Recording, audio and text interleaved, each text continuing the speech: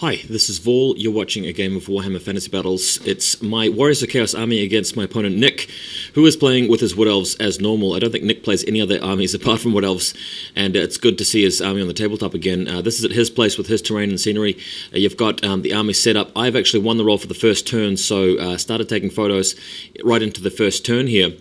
And yeah, looking good. This army is my very standardized Warriors of Chaos army. Nothing too nasty and strong about it. It's led by a level 4 sorcerer of Nurgle and has a battle standard bearer on a horse. No other characters. Plenty of infantry, plenty of knights, 2 chariots of corn, and general just a slugfest of an army. This is the army that I've designed not really for tournament play, but as a standard army to play against my opponents. And the purpose of the army is to make sure that all of my models are used. Really, just have a good time. Nick is practicing for a tournament called Runefang coming up in Wellington, I think next weekend, and his practice list, as you can see on the field, plenty of Dryads, plenty of Glade Guard. He's got the Wild Riders, he's got the Way Watchers, a Treeman, just the 2 characters. He's got a character on a Stag and a level 4 Spellsing with 3 scrolls, Fast Cav and so forth, some Warhawk Riders. Going to go to the next photo. You can see my right-hand flank is really weighed down a little bit with the Knights and the BSB and a single Chariot with the Marauders supporting them. Everything much blocked by the Way Watchers in the forest. The Marauder Cavalry is actually running around there to protect the Chaos Knights from the killing blow shooting of the War Watchers as much as they can. What did I say? War Walkers, Way Watchers. Thinking of 40k.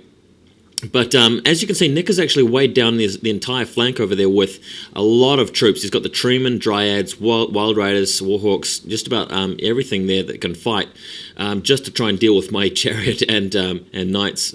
So there you have it. Next photo, a really good picture of his Way Watchers in the forest here. Way Watchers able to sneak up very close to you, even within 10 inches if they're in the woods.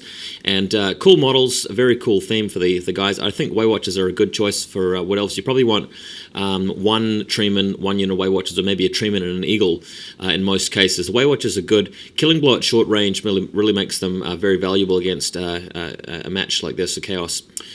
Next picture, you get to see his Stag there. Very cool choice. Stag really not an optimal choice in terms of winning games, but good for composition score bonus if you're playing in New Zealand.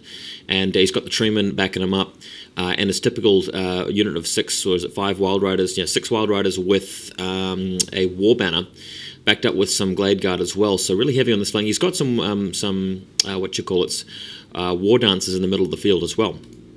Next photo you can see on his left-hand flank, he's got his Glade Riders and a unit of Dryads, and I feel like that unit of Dryads on the left is a mistake by Nick putting him there, because the only thing that they have to fight against is my hordes of Knights and Chaos Warriors. So I think he's really throwing away that unit unless he can run away and sort of get out of my charge ranges, which could be a bit annoying. And he's also deployed his archers really far to the back just to make sure he gets plenty of shooting off before he gets into combat. And as you can see, he's got his spell singer, can't remember what those are called, spell weavers, the level 4 mage in with his archers there.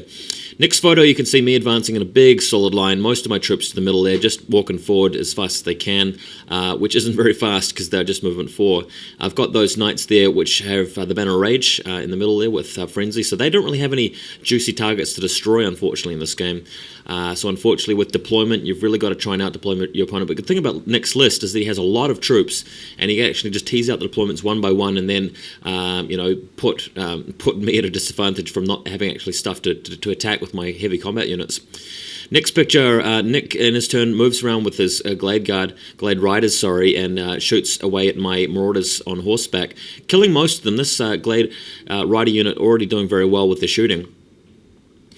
Next picture, he moves his Dryads into the free wood, the 6-inch diameter wood, with the Treeman in behind, getting a bit of cover there. And he's actually, during this turn, shooting a lot at the Warhounds, but as you can see, there's a circular counter in the middle of the photo next and right in front of the Warhounds, giving them regeneration, just because I expected him to shoot at that screen of Warhounds first, and the regeneration really helped. In fact, it allowed me to save most of that unit from shooting. Next photo, he's flown out with his Warhawk Riders. And these are conversions. As you can see, they look nothing like Warhawk Riders, but very interesting little unit. He's done some conversions there, standing on top of the decimated tree trunk, getting revenge from whatever did that to the trees. Very cool little unit here. His decision to move out there is a mistake, and in the next few photos I'll explain why. However, going to the next photo, we've got the Way Watchers moving around past the Marauder Cavalry to shoot at the Chaos Knights. Now, Killing Blow at short range, 2 pluses to hit, and then 6s to kill with Killing Blow. Fortunately for me, he didn't get any 6s at all, and I managed to shrug off all the shooting. Very cool stuff.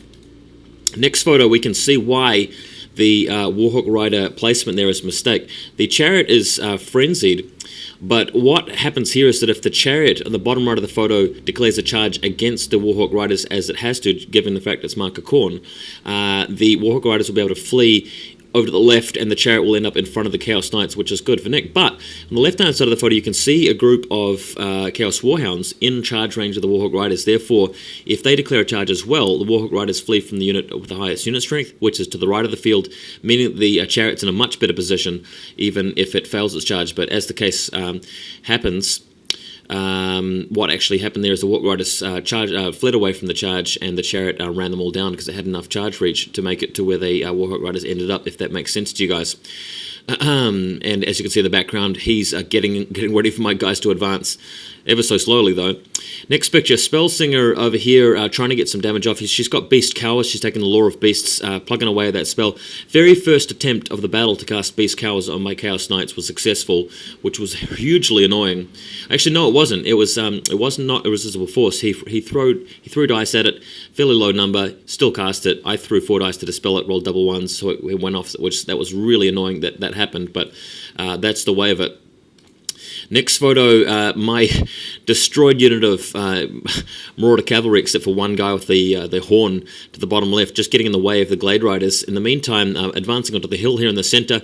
Nick, again, moving up with his Dryads. I just can't see why he's decided to do that, because obviously they cannot beat the Chaos Warriors in close combat. It's a free unit for me, so I felt like the better plan for him would have been to move the Dryads back into the wood and just waited for me to advance, and then just moved around and captured a table quarter, or just threatened to flank me. That would have been a much better play, but not the case. Next picture, you can see in the middle here, I've moved in front of the Dryads with my Warhounds to prevent the Dryads from charging the Chariot for now, and this is really sort of an interesting situation, because if he charges the Warhounds will run away, he'll be fighting the Chariot, and I don't think he'll be able to beat the Chariot, but this also prevents them from moving into areas which will get in my way as well. Not really quite sure what my plan was here, but I felt like there weren't many other good choices in terms of positioning. What I've actually done, though, is I've got the unit of Marauders with the Chaos Sorcerer Lord in the middle there, and they're actually facing towards his side of the board, and currently the Dryads are in the flank for that unit, so a little bit of a mistake from me there.